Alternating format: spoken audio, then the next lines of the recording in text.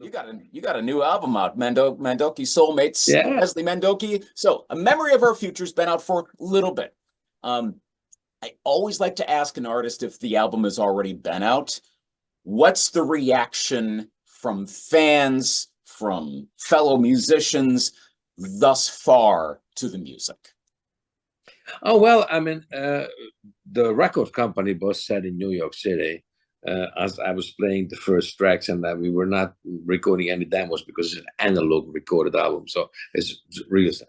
I said, "Oh, wow! Wait a minute! It's such a kind of intellectual, academic, music lovers, journalist music. I mean, so uh, put this way around. In Europe, in some territories, we are very known, where actually I'm living. So we have some number one chart positions for weeks, and so we are sort of having wonderful reviews, and this is our very first American release, and so it's fantastic to read daily the greatest reviews. I mean, I just could burst in tears. It's wonderful, and so far, I'm a happy boy. Good. That's good to hear. On our station, we'll play like Cutting Crew. I mean, we play a lot of the bigger pop hits, American pop hits, 60s into the early 90s. So we play I Just Died in Your Arms. So of course we have Nick Benny that will occasionally pop up on our playlist every so often with Cutting Crew. And the occasional Jethro Tull song, or maybe a Toto song, and pre Simon Phillips. But those are the names that stand out, especially to our station. And you worked with them before, of course, and you've seen all the performances, et cetera, et cetera. How did you choose, or who came to you? How did it work to get this particular group of musicians for this project? How would you like to have the description in 30 seconds, and 2 minutes, or 5 minutes version? Let's go with a 5 minute one. Okay, so a boy like me, born and raised behind the Iron Curtain, and Russian occupation, horrible communist time, and I was dreaming of America, of the freedom, and music was meaning this freedom for us. And in my teenage band, I was trying to melt um, actually the values of the British prog rock. So let's say Jethro Tull and Cream and Supertramp and early Genesis, Yes, and these type of guys. And on the other side, the American virtuosity of the jazz rock scene, like Ali Moeller, Brecker Brothers, Mike Stern, Bill Evans, and so on. And I was just dreaming of, as a 16 years old boy, to make something new out of this two different kind of music. So solistical virtuosity of American value, and this complexity, intellectual, lyrical, and production values of the British program. So the communists didn't like me as much as I did not like them. So we always get into hassle. So they were just taking me off stages, and they were censoring me, and so a lot of trouble. So I had to escape through a tunnel. And it was difficult. I was 22, and I arrived in a refugee camp, and the CIA guy was asking me. Next to me was sitting my dear friend Gabo Chupo, who was also escaping with me through a tunnel. And so the CIA guy was asking, he said, "Guys, I really do understand that you escaped communism and wanted to leave the Russian Empire behind, but what the hell are you going to do in the Free West?" And I said, "Well, I would like to play with Ian Anderson. Of Jethro Tull, I would like to play with Jack Bruce of Dream and Aldi Moeller." I said, "You must be totally crazy. I mean, we are in 1975, so that they are in the peak of the career." And he turns to Gabo Chupo, who's sitting next to me, and said, "And what are you going to do?" I said, "Hey," I'm a cartoonist, I'm just having ideas for films, cartoon films, and I'm going to go to Hollywood, and I'm just starting in my studio."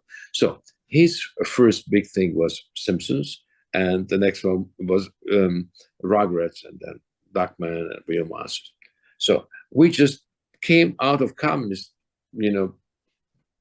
craziness, to live our American way of life. So live our dreams and don't dream our life. And actually, 31 years ago, I was founding exactly that band with Ian Anderson of Jethro Tull and Jack Bruce of Cream, and Eddie Viola and Mike Stern and Steve Lukather and Bobby Kimball and David Clayton Thomas and Chris Thompson, and later on Nick Marin was joining us, and John Halliwell of Supertramp, and so and no one ever left the band, but we had, of course, unfortunate tragical losses, like as Jack Bruce was passing, then he's playing in heaven with Jimi Hendrix, so we have to kind of this younger fellows came to the band. Like Quincy Jones called me, actually. It was the late night of the funeral of Jack Bruce, and I said, okay, you need a bass player now. You come from London to New York, and I'm going to introduce you Jack for Jack, Richard Bona, and he's going to be your new bass player. So, and then Corey Hendrick came for John Lord, so this the band became younger, bridging over generations, and so that. And then all of a sudden, the band again, we felt this is our 12th album, but our first American release. So, we just had the feeling and the energy to do something very special, something new, something fresh. Is there a certain thread between all of these musicians? Do you find something comparable, whatever that essence may be, that but helps you to work with them? They want to work with you. Is there a certain thing that they all have in common? Yeah.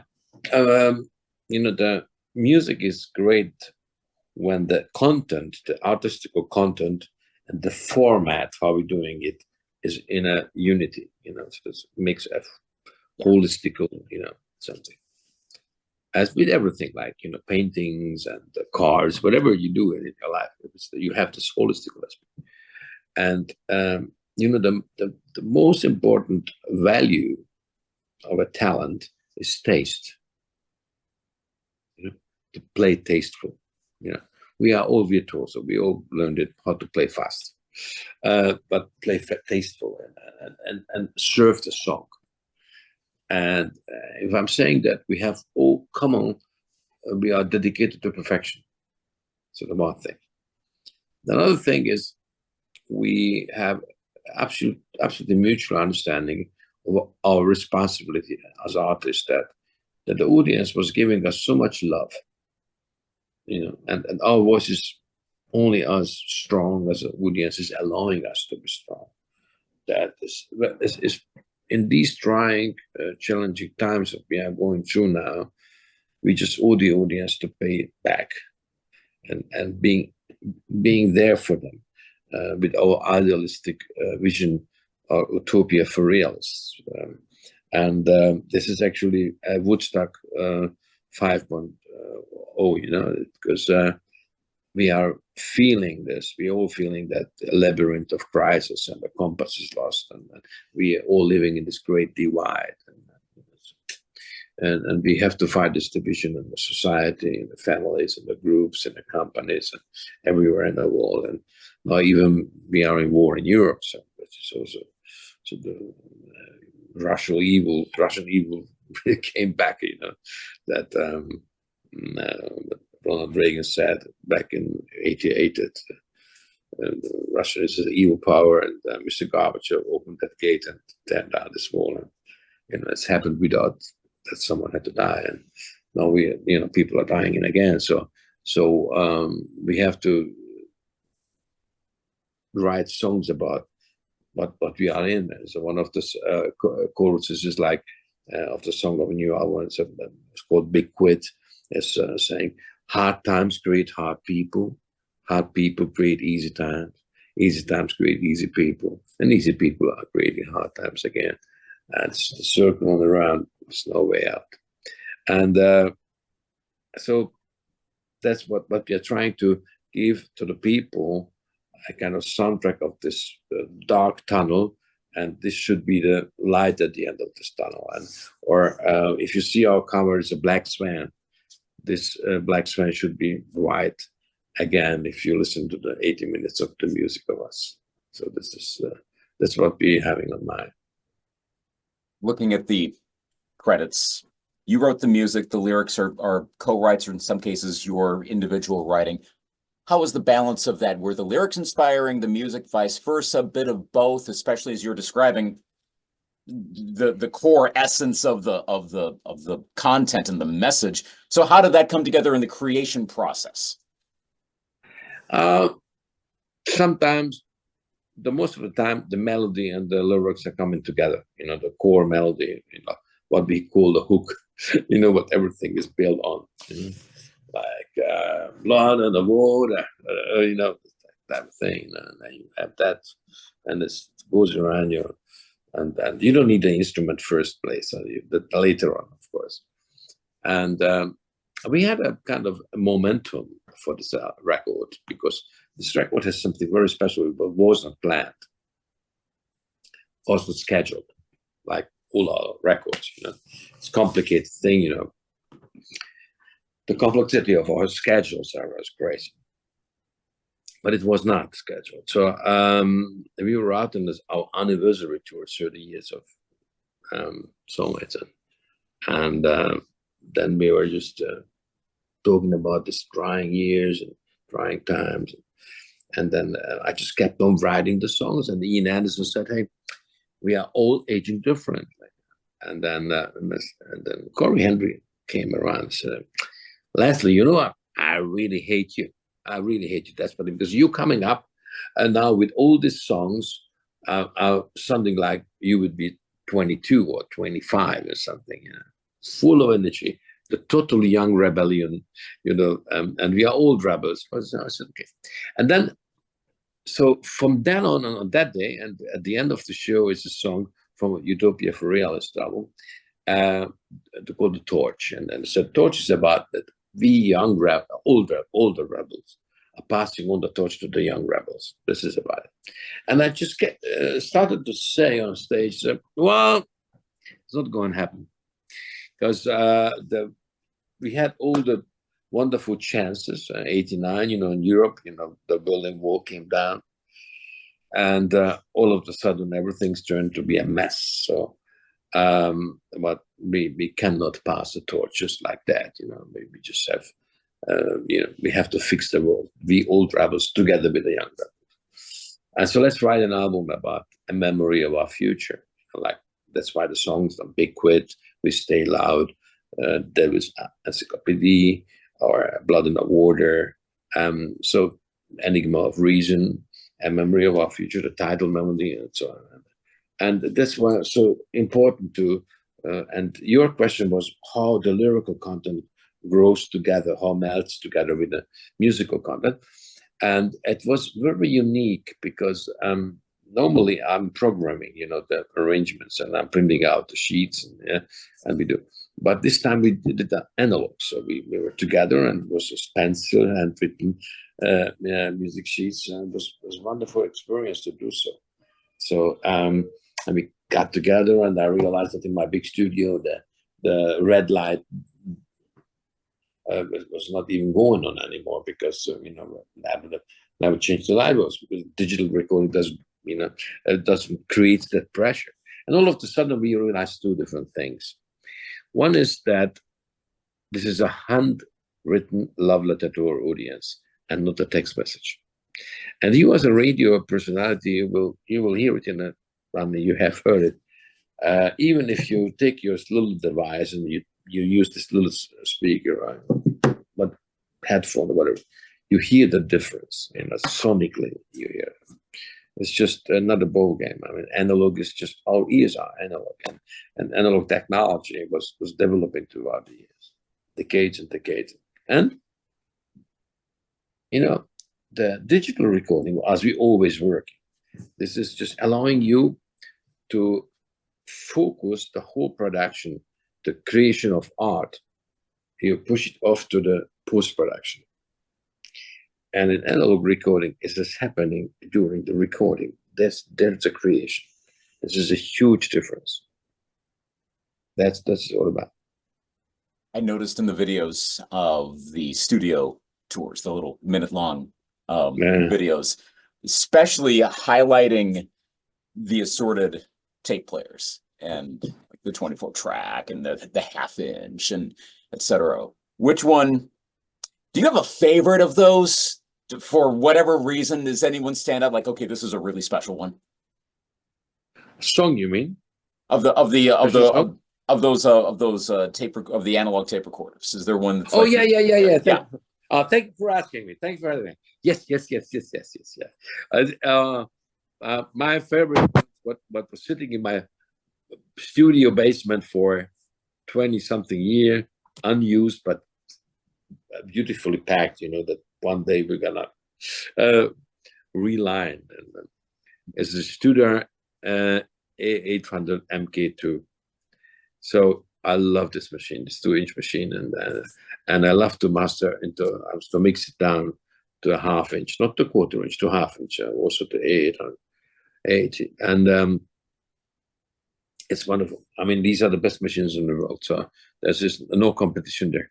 They're standalone, so absolutely, it's an absolutely great, untouchable gear, and this is, where German engineering was on the top of it. It's, funny because as I came as a refugee to Germany, everything was made in Germany in the studio. Today is nothing. Everything is American. So it's just because the mechanics, the tape machine, this is something as a German engineering, that's so beside. Digital is American. So this whole thing shifted, because then you have a Apple computer and you have all the software, everything comes from America. So it's just interesting how this was changing, because of course the echo tape machines and all this, all these gears and valves, equalizers and all wonderful stuff. And I have all this vintage stuff. I mean, and today, of course, we're creating it an analog bad stuff in digital world, but in this record we just used the 19-inch racks. It was wonderful, and we have everything in the studio, so it was just really fine to bring it in. So, given that you were recording to tape, and I mean, there's been plenty of individual recording to tape in history. It's not like everyone recorded live. I mean, it's common. Of course, you can put it on the tracks. But did you find, or how did the process go with the musicians, knowing that you're going analog and that does make you want to get it right the first time? That's at least more of a incentive to do so. Did you have more like multiple musicians performing at the same time? Was it still individual tracks? How did that go? The whole workflow is different, because you're coming in on a morning, and first of all, the machines have to be lined up. So all this takes half an hour. You hear all the things you hear, lining up. Everybody was there with a coffee mug and said, "Wow, back to our childhood."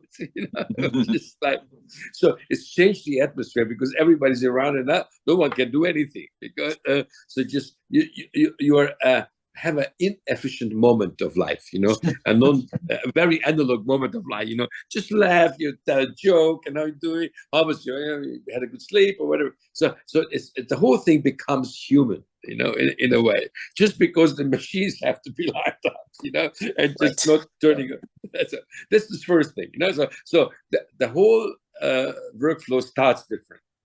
So that's what because I was not programming the demo, so we sat in a circle with the pencil and the sheet music and the razor, and just an acoustic guitar, the grand piano, and the percussion, and we just everybody has the saxophone, but we're not playing, we're just going through. Here the 16 bars, there's a modulation, that's less fifth high thing in a second chorus, let's extend this solo, or let's make a trade here. What about a coda? And the song gets too long or it's too short, or is it a wrong key for someone, or the trumpet sound much better if you just do another key. It's just a half step higher or lower, whatever. So and this kind of reading rehearsals created the magic, because we were not playing ourselves kind of, that everything is already played before we even started recording. And then all of a sudden, when the red light, that they were, sitting everybody in sound check, everything is fine, all the great mics and headphones. And then you count in and the red light goes on, with a new light bulb. And all of a sudden, the magic is in the room, It's so much love in the room, so much music in the room. It's wonderful. It's just really, really good, because all of a sudden you have only one track for the guitar solo, and this guitar solo must be the one in the same time as the bass and the drums. So this great limitation of you don't have about 25 tracks for 25 guitar solos. It is a limitation. All of a sudden, is a great inspiration. I never thought in my life that a limitation could be inspiring, but it is. So all of a sudden, one bass track, that's it.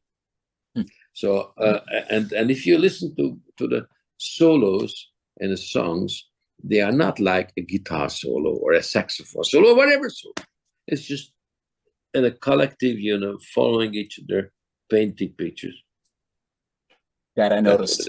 Yeah, that they don't necessarily sound like solos. That's an interesting point. You say that, having listened through the whole album, and now that I'm thinking back to the flute parts or the trumpet parts or what, like they're not a solo, as opposed to maybe it's a highlighted part, which that's what naturally would happen in a song anyway. That's an interesting perspective on that, and how you can't do it over and over and over and over and comp and I mean, you could, but it's a lot more work if you have analogs. You got to do it really well. Yeah, and you better.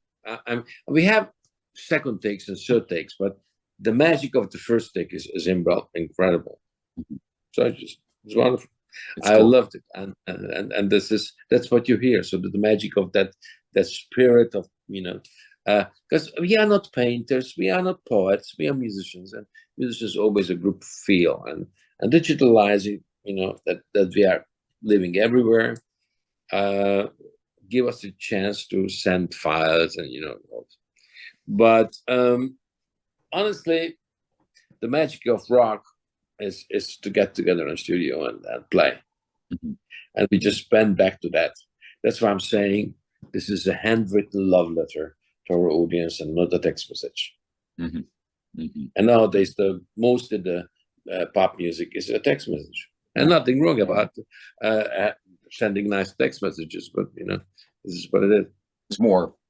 There's more substance behind it. A memory of my future is not specifically the title track, My R, but it essentially the title track. Did you know that was going to be the title track? Was the title of the album inspired by the song? How did that work? Mostly, I'm not the one who is deciding the title of the album, because I'm sort of always writing that kind of songs, that Enigma of Reason, Big Quit, or so I'm always creating titles like the previous album, Utopia for Realists, Living in the Gap, or whatever, The Torch. So I'm kind of songwriter who has always had the line, that's what we are going to follow. But when it comes down to what should be the title, then I'm having all my babies on a list, and none of them is more favorite than the other, because I'm working as long on the poetry of the album until I get for every and each song a great title line. So I can't do that. So on the Soulmates album was Al Di Meola, who was in this time was Till Brunner with Randy Brecker, that they just said, okay, you have a song, Memory of My Future, and let's do a memory of, because at the end of the song you say a memory of our future. So this is for us the line, and that's just okay, fine. Thank you so much, because I thought Blood in the Water, or what's one of those clearly fundamentally easy to remember things, but they were perfectly right. So they were choosing out of my poetry this very much. Yeah, so I'm happy that they were pushing me that direction. I noticed Devil's Encyclopedia was the one that got the actual music video treatment. Yeah. For that. Yeah. Why, whether it was you or label, whomever, why that song to get the extra attention? The video's stark, obviously, but why that song in particular for the highlight? Because I'm coming from Eastern, and I have a different perspective on war. Because I'm Hungarian, and we suffered under the Russian attacks for 4 times in the last 150 years. So we learned that lesson, how this feels like. I was only 3 years old as 3 students died in our apartment because the Russians got killed, shot them, and they just died in their apartment.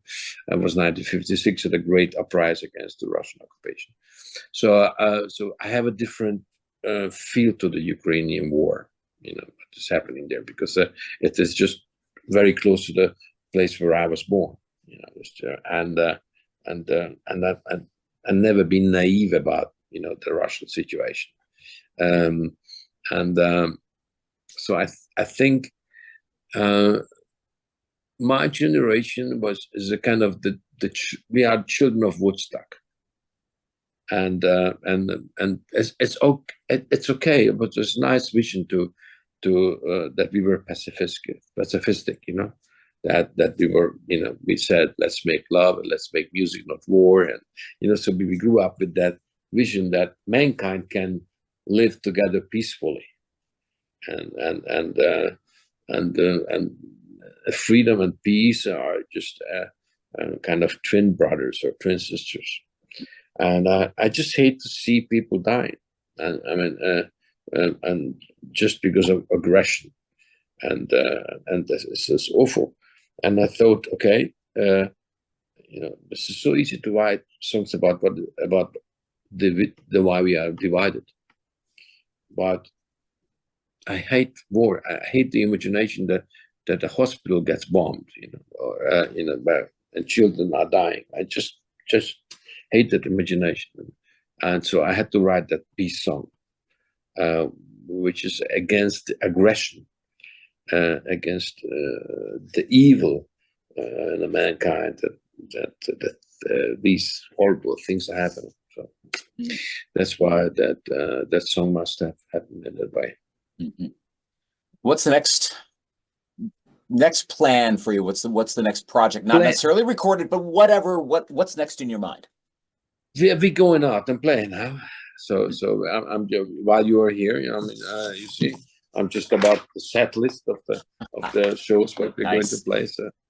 So that's I'm planning my American trip, and so I'm just I wrote time for my back office, the secretary, which that I want to stay in New York and LA. And what are we doing in the German tour and Hungary? So I'm just about to plan out things, and here on the other table I have the sheet music, and there I have the lyric sheets. So here's the set list. So just preparing to go out and play for you guys. Very good. Well, the music continues to spread. A Memory of Our Future, Mandoki Soulmates, the new album. Listen to this. If you've listened to this interview, you probably have already heard the album. You, the listener, wherever you are, and if not, listen to the album. It's a very good album. Leslie, this has been a great conversation. It's been a lot of fun. Keep doing what you're doing, and hopefully you can get a tour date somewhere up here in the far upper Midwest of the United States. I'd love to come to Midwest. I mean, especially after that. Wonderful conversation. As it was something like an invitation, as you were speaking about the place where you're living with your family. So thank you for having us, and thank you for supporting our music. This is great. Thank you.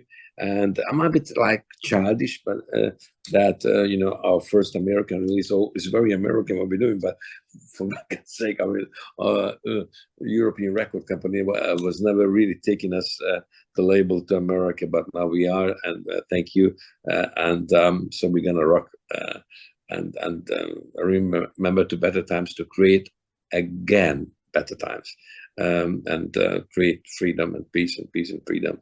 These are yes. And brotherhood. Thank you so much. All right. Thank you as well. All the best. Take care. Thank you.